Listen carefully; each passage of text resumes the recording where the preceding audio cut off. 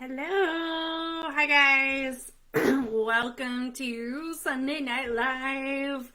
I know I've been gone a couple weeks. It's been kind of a crazy time right now, but I'm back and I'm hoping to continue to do these Sunday Night Lives on a regular basis if you guys want for me to do that. So definitely let me know if this is something you've enjoyed, if you like having it. And remember, I always appreciate topics for the Sunday Night Live as well. So we have things to talk about when we're here chatting. So tell me you're here. Tell me you can see everything, hear everything. Give me some thumbs up or some hearts. Hi, Tracy. I'm glad you're here. So tonight we are going to talk about the Iliopsoas. And I don't remember who it was. Hi, Wanda. That requested it, but there was someone, way back when, I did the last one, which seems like forever ago now. But I had Iliopsoas requested as a topic. So I thought, well, that's a great one to start back up on. Hi, Caroline from Texas. Hi, Marnie. Thanks, Tracy. I'm trying to keep up with myself. So, as everyone, hi, Hannah. So happy to not be rehabbing this anymore. Yes, exactly. So as everyone joins in, I guess, while I wait for a few more people to join in before I get started on the topic, I'll do a little bit of self-promotion. Again, I don't know, hopefully you guys are getting a email kind of newsletter type thing from the Total Canine. It doesn't come out that often. I've done like 3 of them so far. But anyway, in the last one, you may have noticed that I am going to have some flexiness fitness products available for purchase. My first order, all I got were the Fit Stage bars and the Fit Steps and the Sensi mats. Depending on how everything goes, the plan is to carry more of the flexiness products and have them available. So definitely check that out. And then I've got 2 online classes coming up. So they're both repeats. Nothing new with them, but they're pretty popular classes. So I like doing them. I think they're popular enough that I'm probably going to do them on a regular basis. I get enough interest in them on a regular basis, so I'll probably keep them going regularly throughout the year. So the 2 classes, one is called Agility Gym, and the other one is called Jump into Shape. And you guys are probably a little familiar with Jump into Shape because the first time I ran it just finished up not that long ago. They're both on Camthor Canine online classroom, and that is a very weird name. It is Welsh, so I will post a link for it. But just so you have a little bit of idea, so the Jump into Shape class is 4 weeks of material, but it's open for 6 weeks, so you basically get instruction for 6 weeks. The Agility Gym is a little bit longer. It's 6 weeks of material, but it's open for 8 weeks. So that's how much instruction you get. Jump into Shape is specifically jump exercises and fitness exercises for jumping. It's about 15 different exercises that you get in 30 days. Agility Gym is more like a weekly workout type class. So every week I give you a new workout, but the workout is specific to something in agility. So we have like a contacts focus, we have a jumping focus, we have a weaves focus, we actually have an Iliopsoas focus. So it's a little bit different in that it just gives you workouts that you can do. And I have it actually split like every Every week there are different levels of workout. So if you are more of a beginner at fitness, there should be workouts that match that level. And if you feel like you're more advanced, you can try the advanced level workout. So anyway, that's what I've got going. Like I said, I'm going to try to post a link to them. Actually, I wonder if I already have it fired up. Let me see. Woohoo! One of them's fired up. Not sure which one that is. I think it might be Jump into Shape. And then I believe this is the link for Agility Gym. Hopefully it is, but I don't know for sure. So check those out. They have better descriptions than I just gave you under the course detail. So yeah. Lots of good stuff there. Wow, lots of people joining in tonight. We've got another Tracy. Hi, Nicole. Hi, Chrissy. Jamie, if I see Chrissy tagged you, if you join in, I did just send you an email, so hopefully you got that. So let's talk about the Iliopsoas. So in order, I think, to understand the Iliopsoas, we have to go all the way to the beginning. And the beginning to me is anatomy. So you guys are going to love this. I spent some time working on drawing because Facebook Live, it's not so easy to share screen. Hi. Hi, Susie. It's not so easy to share your screen and show pretty pictures. So I made some pictures for you. The very first thing we're going to do is go over the very simple anatomy of the Iliopsoas. So here's my lovely whiteboard drawing. This dog, I would just like to say, his back is really long in comparison to the length of his legs, but we just won't worry about that right now. Anyway, what we've got here, oh, look, you can see my cool ghost neon light reflecting. Wow, okay, shiny thing, squirrel. So what I tried to do was draw the lumbar vertebrae as just nice, pretty rectangles. So we've got 7 of them because we should have 7 of them. Although not all dogs do, but that's a whole nother story. Then this kind of guitar looking thing, that's our pelvis, and that in the middle is the sacrum. And then of course, because I had to be anatomically correct, I drew a lovely tail. So then, let's see if I can reach over to it. We've got femur, this important little patella down there, because I knew some people would be joining who really have a lot of feelings about patellas. And then down here we've got the tibia. So that's our basic dog anatomy that I drew. And then this pink part is the muscle. And this is what we consider the Iliopsoas.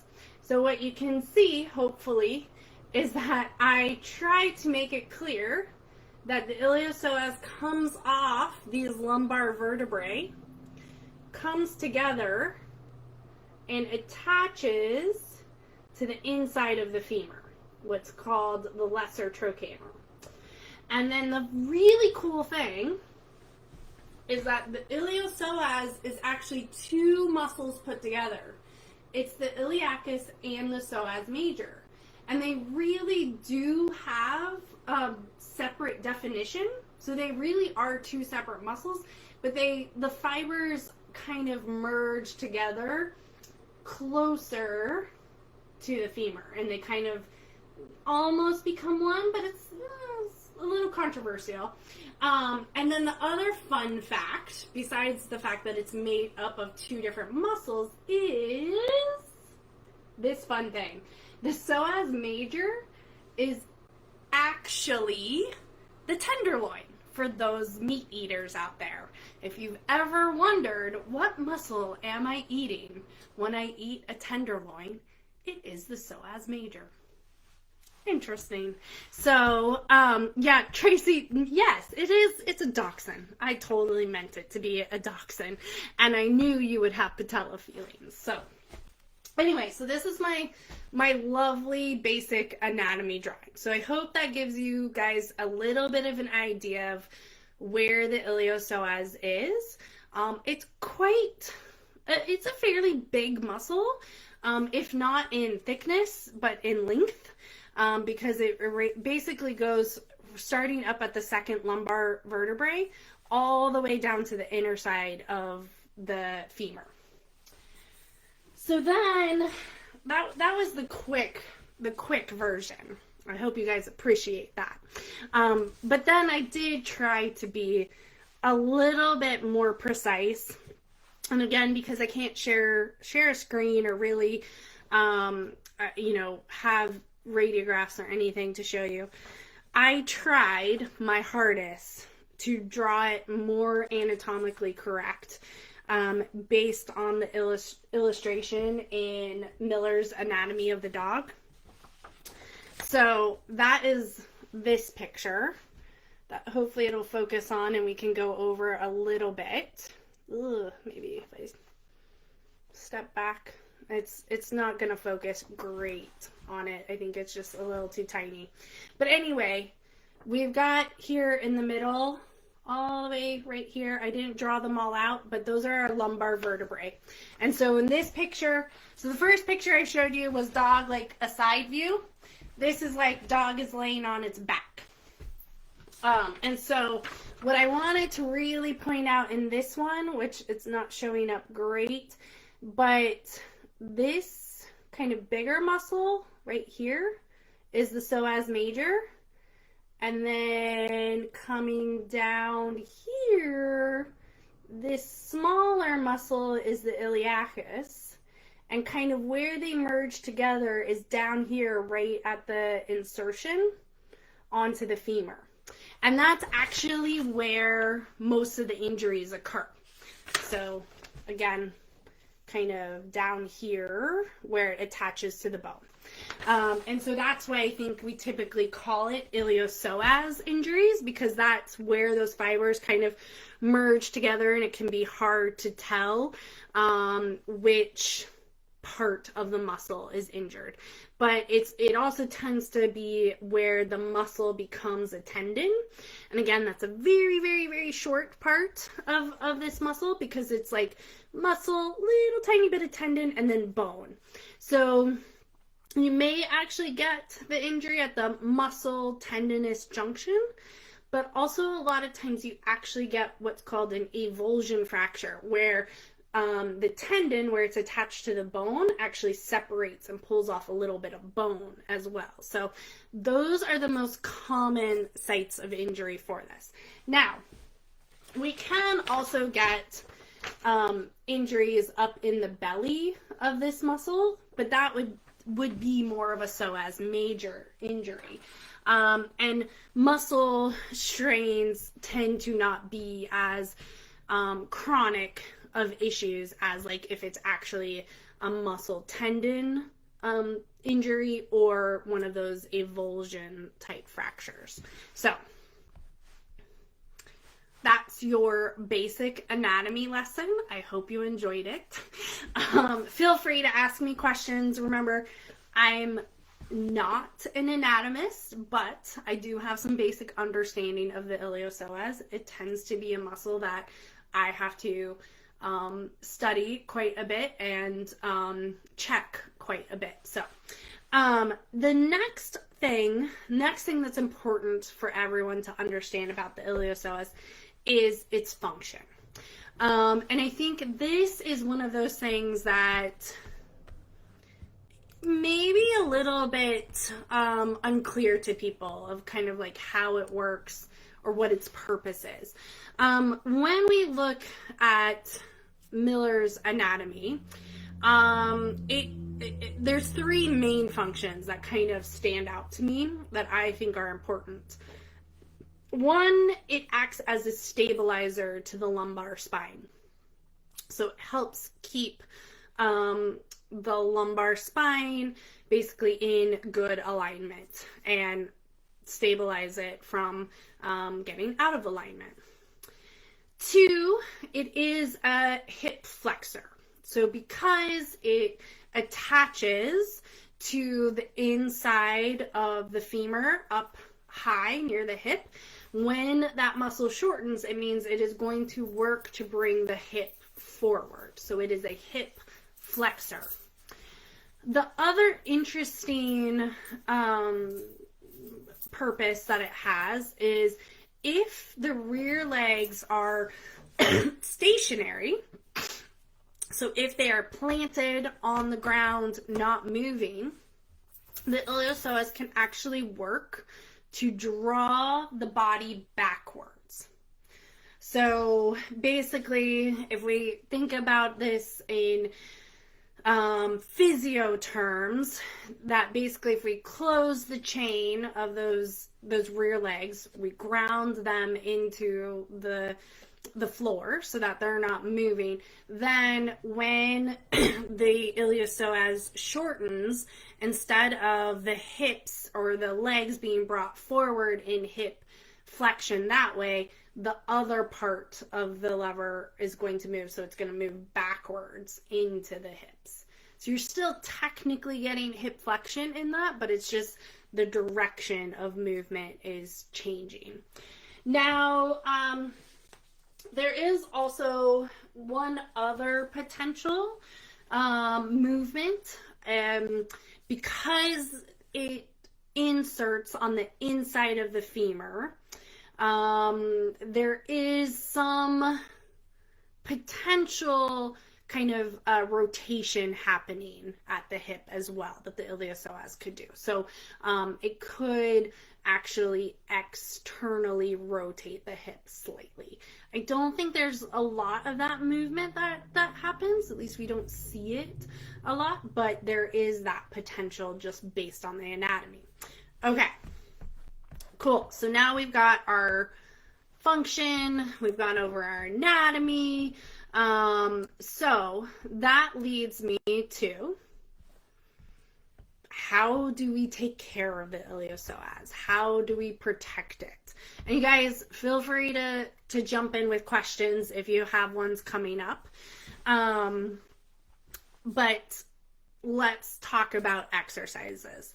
So hopefully you guys have kind of picked up that I tend to kind of have an order of how I strengthen things, how I look at things. And the very first way we're going to look at things is isometric. So meaning we need that muscle to contract. So we need the iliopsoas to contract, to those muscle fibers to be working, but we don't want any angles to change. So we want the spine to basically stay in neutral alignment, and we want the hips to stay in their normal position. They're not coming forwards or backwards. So what do you think probably my number one exercise is to work on the iliopsoas? I'm sure you guys, if you've been following along, you have a pretty good idea of what it is. And hopefully everyone just shouted out in their, in front of their computer, posture, right? Because standing in posture is going to be one of the first exercises we need to work on to get that iliopsoas in its correct muscle alignment, and working to stabilize all those joints. So I do think, yes, we not only do we need to teach the dog good posture on something stable, we then need to take it to something unstable to really get those muscles contracting while they're standing in posture.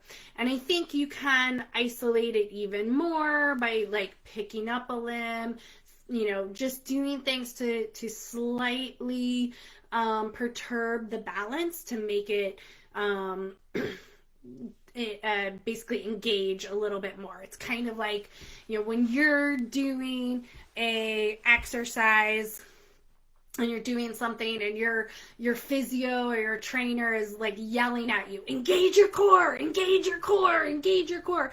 And that's, part of what you're trying to engage is all these abdominal muscles, but also these spinal muscles like the iliopsoas to help basically protect your core, protect your spine, but also support correct posture. So that is why you guys, I know there's some of you on here, but if you've ever done coaching with me or done things where I create workouts for you, you will notice that posture or bridge is what I call it, is literally an exercise and probably 99% of the workouts or prescriptions, therapeutic exercise prescriptions that I give you, because I do think it's that important. And honestly, we're going to have to make it harder, make it more challenging to try and engage the muscles more and more and more so they get stronger. But I think that is the number one thing. And I think that is potentially what we miss out on a lot. The other reason I'm going to talk about this is I'm going to get a little bit into kind of a rehab mindset. But let's think about when a dog has an injury, especially to a rear leg, how do they tend to stand, right? Their posture actually becomes poor. They tend to off weight the injured leg. And what tends to happen is they bring that leg forward a little bit, right? Like everyone kind of picture this in your head. You've seen dogs that have an injury to their rear leg.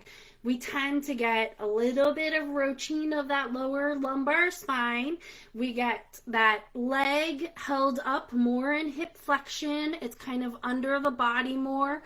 Often the good rear leg is held under the body as well. So basically what we've done is we've put those iliopsoas muscles on fire. Basically, they are overworking to support this poor posture.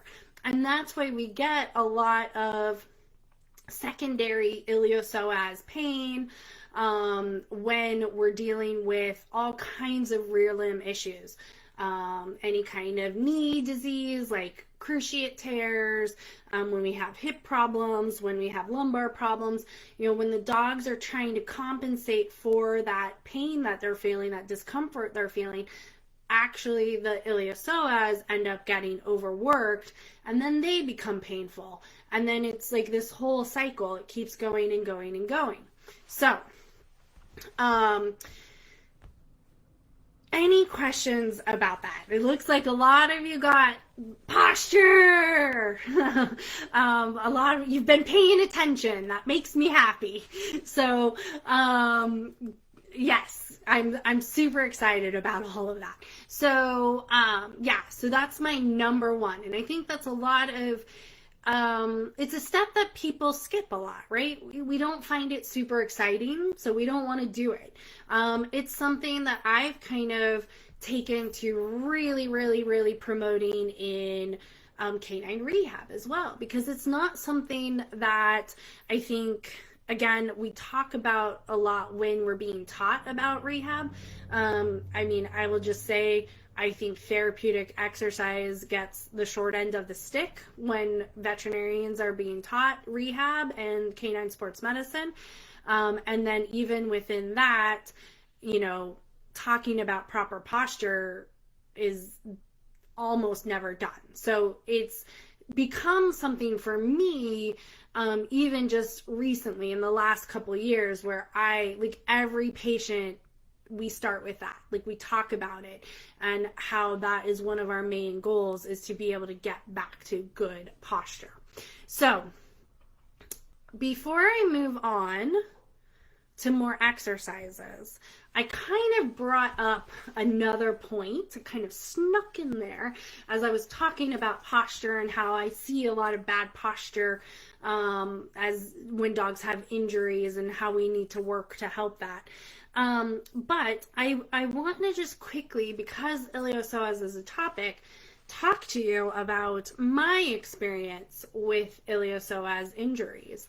And the fact is that even when I have patients referred to me for iliopsoas injuries, I pretty much, unless they walk in with an ultrasound that shows the iliopsoas injury, I pretty much am investigating lots of other things before I finally am like, okay, yeah, it's a primary iliopsoas injury. Because the iliopsoas is so commonly flared or put on overwork when something else is going on, it is commonly a secondary problem.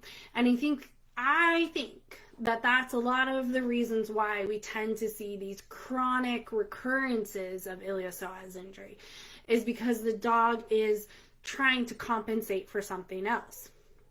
So in my hands, I have 3 main rule outs that I want to clear the dog of before I necessarily go and 100% zero in on only the iliopsoas. I want to make sure their knees are clear, I want to make sure their hips are clear, and I want to make sure their lumbar spine is clear.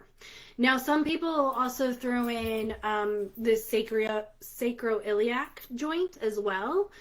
I don't see a lot of issues there, so I don't typically find that as like a major problem. So anyway, I just wanted to throw that out there.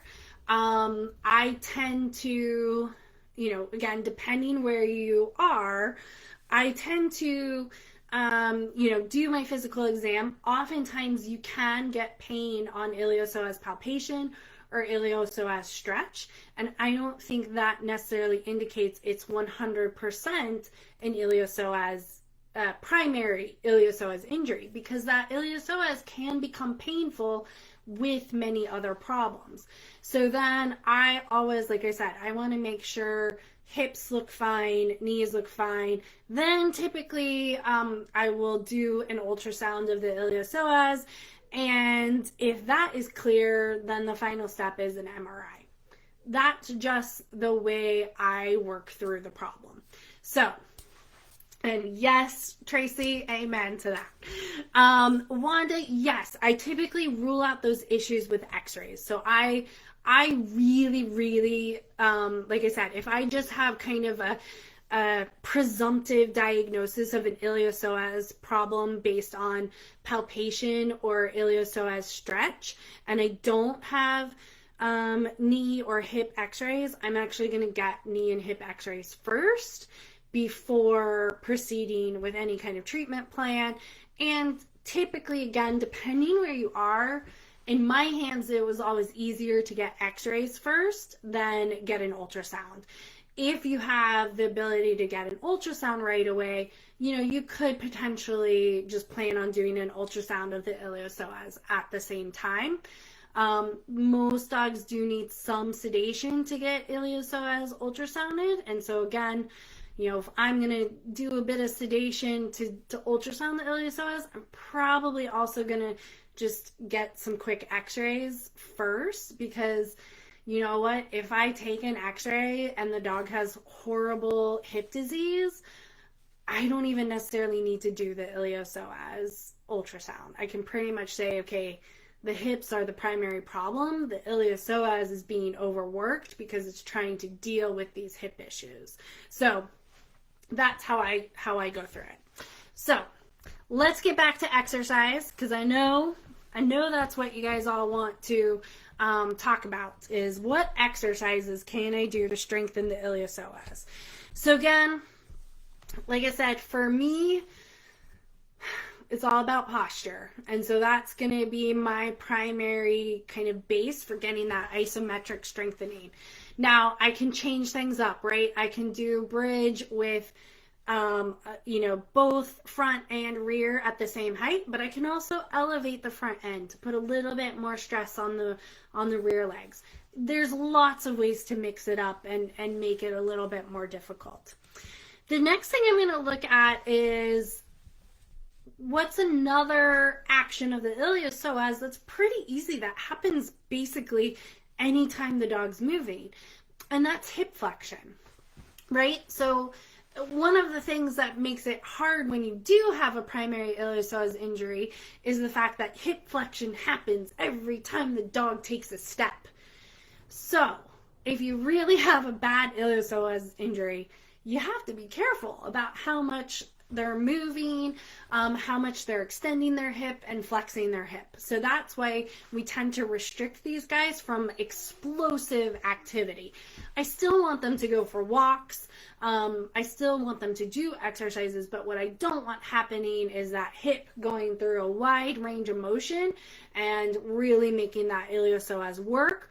Or what else could be happening if the iliopsoas is really affected is that all these other hip flexor muscles are trying to do the work for the iliopsoas, and then you're just creating really bad muscle movement chains. You're getting the wrong muscles firing at the wrong time, and it just creates an issue.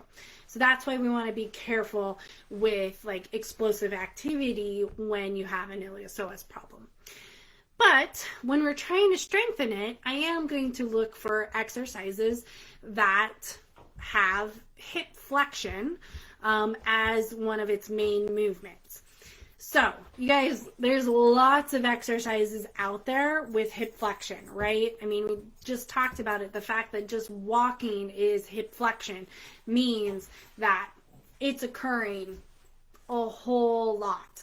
Now, certain things that I do when I'm specifically trying to focus on hip flexion of the iliopsoas, I definitely think cavalettes can be a great addition to exercises. It doesn't even necessarily have to be trotting through cavalettes, just walking through cavalettes. The fact that the dog is having to focus on picking up their leg and stepping over poles is going to bring more awareness to that muscle group. From that, we can do Tracy's favorite iliopsoas or hip flexor exercise, one that I call mountain climbers, which is just basically a very isolated cavallette exercise. You don't have to use cavalettes for it, but that's often one of the ways I find it's easiest to teach the dog what I want. But basically all it is the dog is standing over one rail, one cavallette rail, and they step over with one rear leg and then step back with that rear leg. And then they do the other rear leg and then back. So if you look up human mountain climbers, like look up the exercise mountain climbers, and you will see it's a person down on all fours and they're moving their legs forwards and backwards one at a time. It's basically the same thing. Dogs doing the same thing. That's why I call it mountain climbers. Now you can do it with all different types of equipment. You can do it to a target instead of stepping over something. You know, there's all different variations, but it is one of those exercises that I like to really isolate the iliopsoas. And then I look at the final function of the iliopsoas that I talked about, which was drawing the body backwards. So if those rear legs are planted, then it can work to draw the body back. And so what I think about is drawing the body back into a sit or a rock back sit. So, you know, my rock back sit to push forward stand is often one of the exercises that I highlight when working on iliopsoas. And what I do is I gradually increase the height of where I plant those rear legs. So more and more, not only does the dog have to draw its body backwards, but now it has to draw it up a certain amount of height and backwards into the sit. And I call that exercise a hiccup as we increase the height of the exercise. And that's probably my favorite iliopsoas exercise, and it's my replacement for the sit pretty. as well. So I don't tend to do a lot of sit pretty in my therapy plans or in my conditioning plans. Instead, I do hiccups because I think it's that action of drawing the body up and backwards that's working the core, not actually holding a sit pretty position. I've seen a lot of dogs that can balance really nicely in a sit pretty position, and I guarantee you they don't have a lot of core strength. They just have a great ability to balance on their haunches. And so I think it's actually the action of getting into the position that does the work. So, quick review of going through top 3 exercises for the iliopsoas. It's going to be my posture / bridge. Then it's going to be my mountain climbers. And then finally, my hiccup.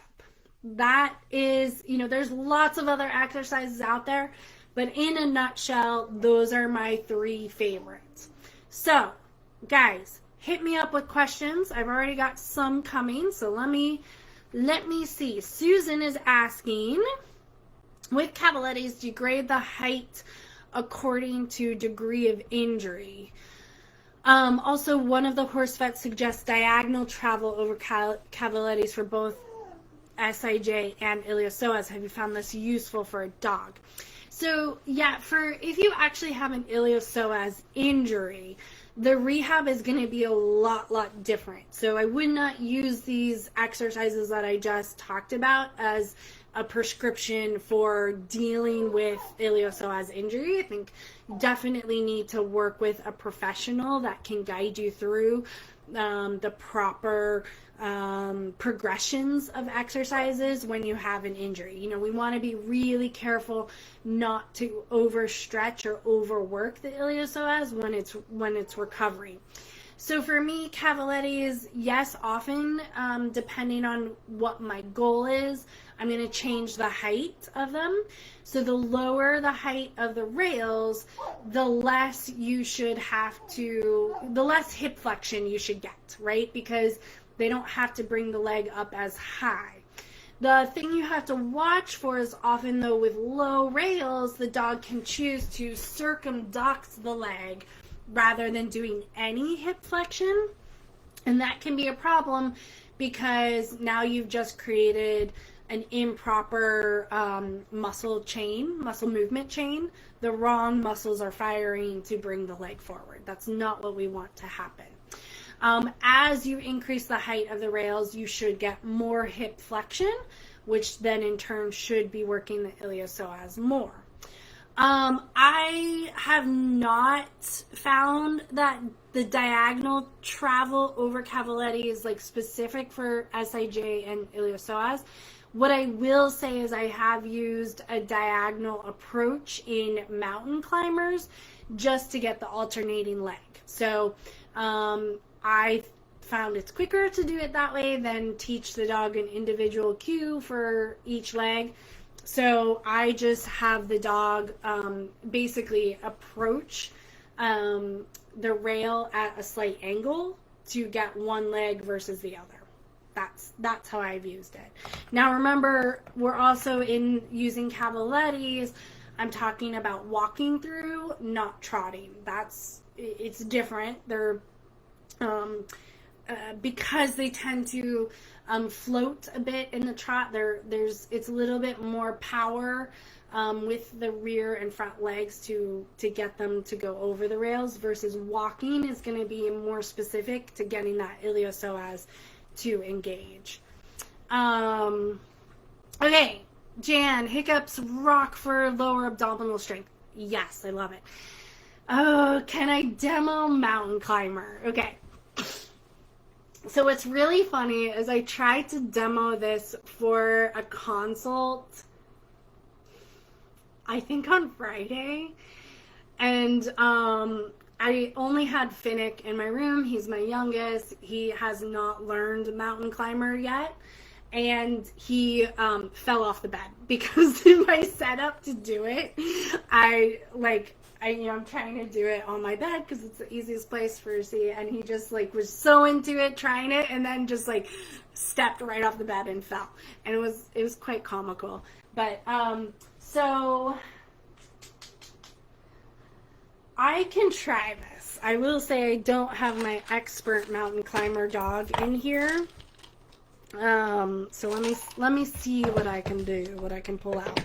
I also don't have cavaletti rails in here, so I'm going to have to try and make do with something else.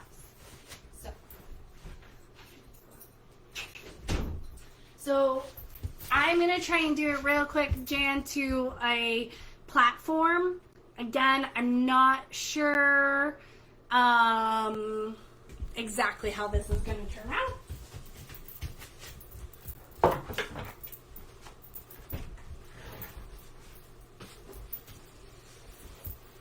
Especially because she's going to want to target her front feet with the platform, which is going to make this setup difficult. Woo. So I'm going to try and get front feet. Yes. So it looks like she can stay on with her front feet. Yes. And still pick up. And I'm changing her diagonal a little bit to try to get her to switch which leg she steps up. Yes. So I just am marking when she steps up. Yes. And then asking her to back off of it. Yes. Yes. Ooh, got both ones. So that also might be a sign she's getting tired, that other one quickly followed. So I'm going to try one more rep of each leg. Yes. Good. Yes. Same thing. She tried to pick up the following leg really quickly, so I'm going to stop. And it's good. So she actually did pretty good. I'm pretty proud of her. So Jen, hopefully you could see that, and that was good. It's kind of hard from the angle, I know, but hopefully you could see how she was alternating legs, picking up one hind leg, targeting it on the platform, then stepping back, and then I switched to the other leg. So that's mountain climbers with a platform. I, specifically for Iliopsoas, I do tend to try and do it with over like a cavaletti rail, because you tend to get a little bit more hip flexion. Like that platform's only a couple inches high, so she doesn't have to flex her hip that much to step up on it. So, okay. Let's see. Susan. Okay, cool. You're welcome. Sylvie, of course. Demo the hiccup. Okay. Yes, I will demo a hiccup real quick. Just for you. Jan, so this would be over and back with rear foot only over a single pole. Yes, exactly. Tracy, it is interesting how quickly the dogs fatigue in mountain climber. And I think it's a lot to do with, like the fact that we're focusing so much. It's very, fine-tuned to a muscle group. So, I hope it didn't just freeze. I'm kind of freezing. Hopefully this is going still. Susan. Okay. Looks like I'm okay. I hope I didn't freeze too much for you guys. So Susan, horizontal placement of the cavaletti in front of the dogs. Correct. So basically the dogs would be standing over it. Hang on. I got this. Oh, I run into the dog. Just for you to help you understand, I have my lovely stuffed border collie. So this is the cavaletti rail. The dog would stand over it and then bring one hind leg forward, then back. Then the other hind leg forward and back. And alternate like that. Cool. Okay. So hopefully I haven't hurt Ghost's feelings too much, and I can now show you hiccup. So remember, the hiccup is really just an advanced rock back sit. So the rear legs are going to be targeted. They're not going to move. The body is going to be drawn backwards and up into a sit position. And what makes the hiccup different than a rock back sit alone is that I elevate the height of the rear legs. Okay, so here we go.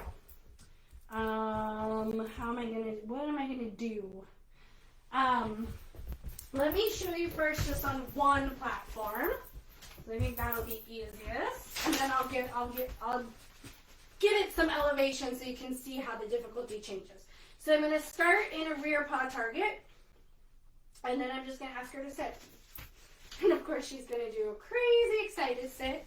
Hang on, let me actually make this a little bit easier by turning the platform. So, for agility people, 2 on 2 off position, and then she's just gonna sit back up. And then come forward, and then sit up. Now, what I don't like about what she's doing, and you guys can probably see it because she's doing it with the paw closest to the camera, she's actually stepping up with the paw first, and then going back into the sit, and I want her to not use her front legs at all, but totally engage her core to pull herself up and back into the sit. So I'm going to try adding a little bit of height and see if that helps isolate it. So we'll give a little bit more height. And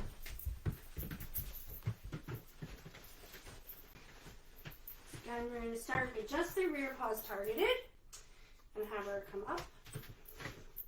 She likes to be really exaggerated right now. We typically do this on a donut. I don't really want to do it on, there we go. Do it on a donut on the bed. Good. Good.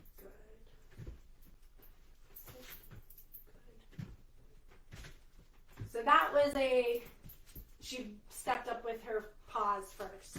So see the difference in that? How now she's just going backwards and then sitting? That is not what I want. Ooh, she's done. Yeah, okay. I want the core engagement to pull them back and up into the sit, not the front paws. Tracy, I don't tend to do a hiccup in the active warm-up. I tend to just do rock back sit. So I might do like the single platform because that's not much height.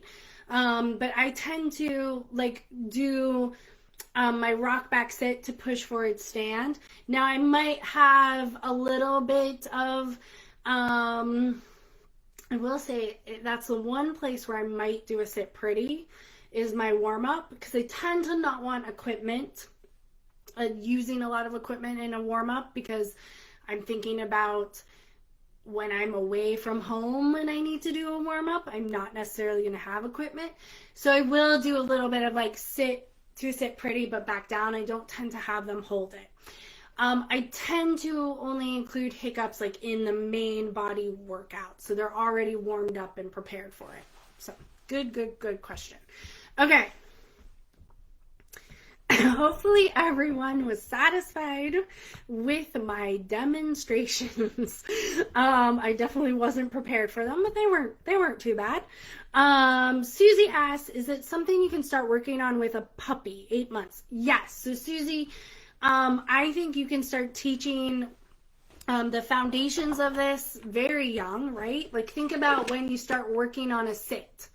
You know, most people start working on that pretty early, you know, eight weeks old sometimes. Actually, even before that sometimes, because a lot of times breeders are working on it before the puppy even goes home. And then for the mountain climbers, like think about just working on individual paw targets. That's a way to get some of that single paw movement, and you can do that very young. Again, these exercises, you know, the mountain climbers itself, it's really the same movement as walking. It's just we're isolating it, and so it's going to be more tiresome for the dog. The hiccup tends to be one that I'm not going to ask for until a little bit older. I want them to really understand their body.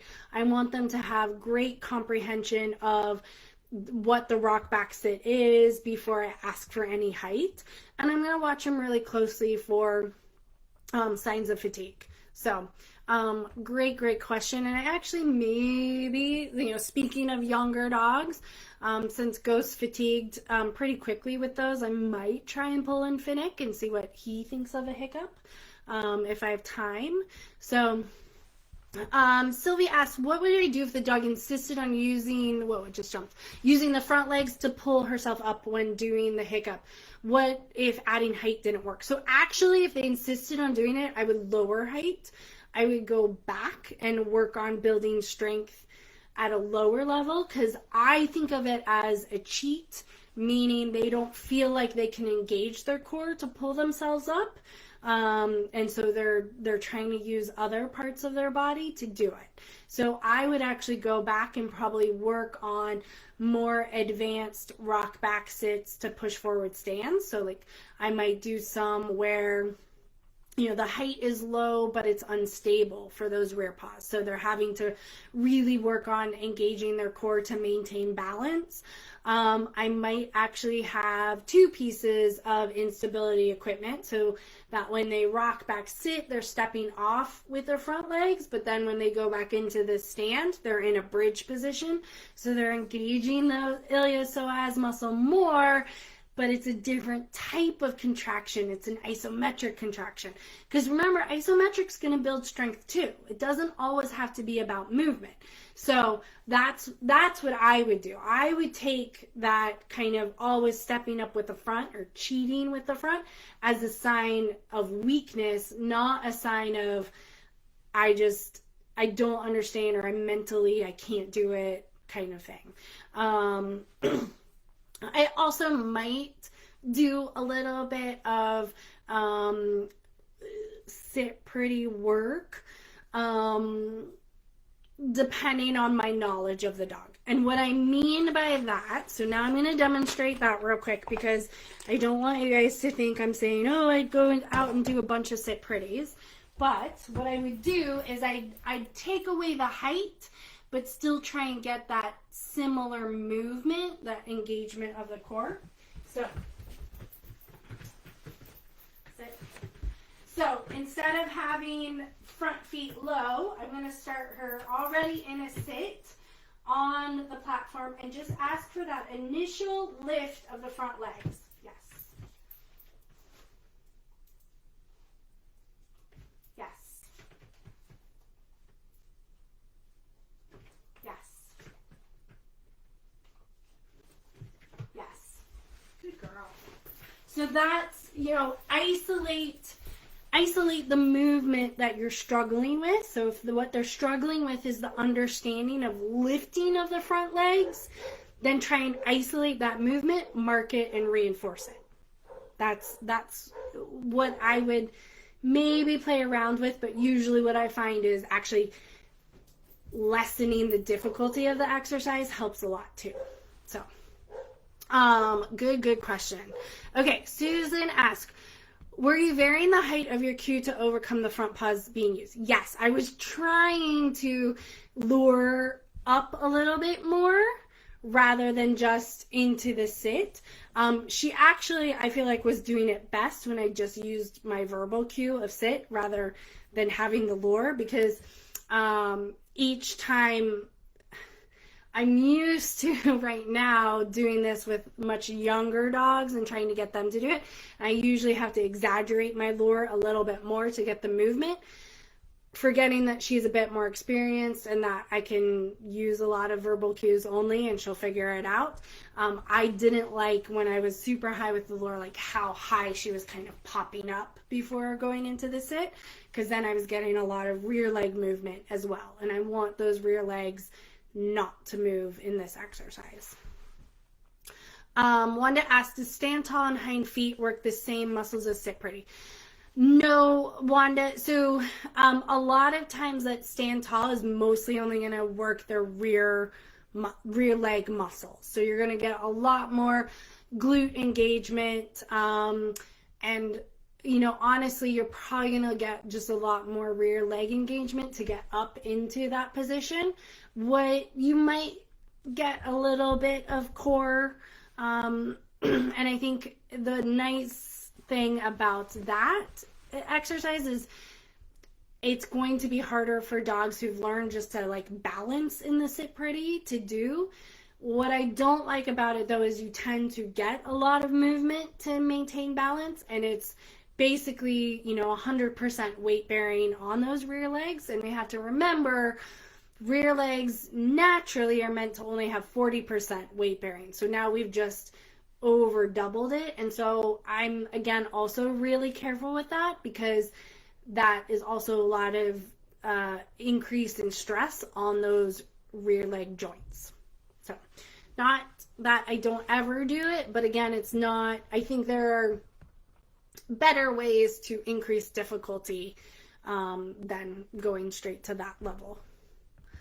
Yes, reward placement helps a lot when first teaching the hiccup. Also, just understanding rear leg targeting versus front paw targeting. That's how I teach the difference between a rock back sit and a tuck sit. Susie asked, do I have any of these exercises online? Pretty much all, like hiccups. Trying to think. Hiccups are probably in almost everything I teach online, because it's pretty classic exercise that I pull out for almost any kind of conditioning. Of course, posture and bridge everywhere. The one that I'm kind of like, I'm not sure how often mountain climbers come up, because it is, to me, very specific for Iliopsoas. So I definitely have it in my Cavaletti class. It's also, I do believe it is an agility gym, because I have a workout specifically for Iliopsoas, so I do believe it's in there as well. Susan asked, would mountain climber assist in relearning proper gait from pacing? I've never used it for that, but it potentially could. Those pacing is like the entire chain, right? So it tends to be that the dogs have started to connect the same side muscles rather than doing the cross connection. And there's many different reasons for pacing, and sometimes pacing is totally normal. And sometimes what we think is a pace is really just an amble. So, it might be something to try. I don't know. I've never used it. I tend to use more traditional work of trotting through Cavalettis to try and reprogram the muscle chain to trot rather than pace. Cool. Okay. Awesome. So let me know, guys. I'm only going to hang out a little bit longer because this has gone really long, but your questions are awesome and I really, really appreciate them. So while I'm waiting for just the last couple of questions, I'm going to see if I have a dog potentially waiting right outside the door that I could try hiccups with. So think of some questions. I'll be right back. Just, let's see. Feeny? Ooh, yeah, Feeny. He says he's ready to try. Okay, let me try real quick with the baby dog. See what he thinks of it.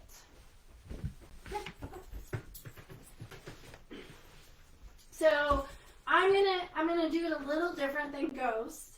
I'm gonna try and wake up those muscles first by doing just the little tiny front leg lifts. See if I can get him just engaging those. And then we'll come into the 2 on 2 off. Oh, you cheater. Too much posture work. They all want to do their posture on these boards because that's what we do it on. So let's see. Yeah, he's going to sit, or he's going to step up rather than pull himself up. So one other kind of way I've tried to work on this sometimes is asking. Okay, Too much for you. Not ready for it. Good boy. So I take that as, because obviously, like, he understood, like, the beginning step of lifting the front legs when I just had him on the platform. But when we go into that, like, now there's some height, he was stepping up. And so my solution, what I interpret that is it's too hard for him. And so I would lower the height and go back to an easier exercise, easier version of it before trying to do this height. Cool. Okay. Thank you, Jan. Thank you, Wanda. Thank you, Hannah. Oh my God. I'm glad you could listen to it while walking your dogs. That's so awesome. You're a total canine nerd. Like, you're getting your exercise and listening to it at the same time. It's perfect. Okay, guys. I am going to go ahead and sign off tonight. Remember, if you guys are curious about, like, all these exercises that I do, I'm going to relink the 2 online classes that I have coming up on Camp Canine, because I do a lot of these exercises in there. Like I said, Agility Gym pretty much covers everything we talked about today. And so you guys know, both of these classes have auditing options, and it is actually a really good deal. I know the prices are listed in British pounds because it is a Welsh company that I'm running these classes through, but it's like a super deal at the auditing price when you convert it to US dollars. And honestly, the working price isn't that bad either. But you know, if you're not quite ready to commit to a working spot, the auditing option is available, and basically you get access to everything as an auditor. You just don't get to post video of your own dog for critique. Auditors are allowed to ask questions in the general forum. Again, you just can't ask questions on each person's personal, like each working spot's personal thread. But you can go in there, watch their videos, see how they're doing it. Maybe they're having the same issue you're having with your dog, and you can see my feedback for that. So definitely I encourage you guys to check it out. Also, feel free to send me an email if you're not sure, if you have questions about it. I'm typing in the email address right now. So the totalcanine@gmail.com. And of course, you can always look on the website and fill out a contact me form. I will admit I have not updated the online classes on my website yet, so it has not been put that I am teaching both these classes December 1st, but you guys already know that. I'm teaching these classes starting December 1st. So anyway, I'm going to sign off. It's been a great hour chatting with you guys. I hope you enjoyed learning about the Iliopsoas. Let me know what you guys want to talk about next time. I'm going to say right here, I'm not going to promise I'm doing Sunday Night Live next Sunday, but at least every other Sunday I will do it. Just because it's a holiday week next week, I might not make it to Sunday Night Live. But anyway, let me know what you guys want to hear about. Take care. Have a good rest of the night, and I will see you next time. Bye.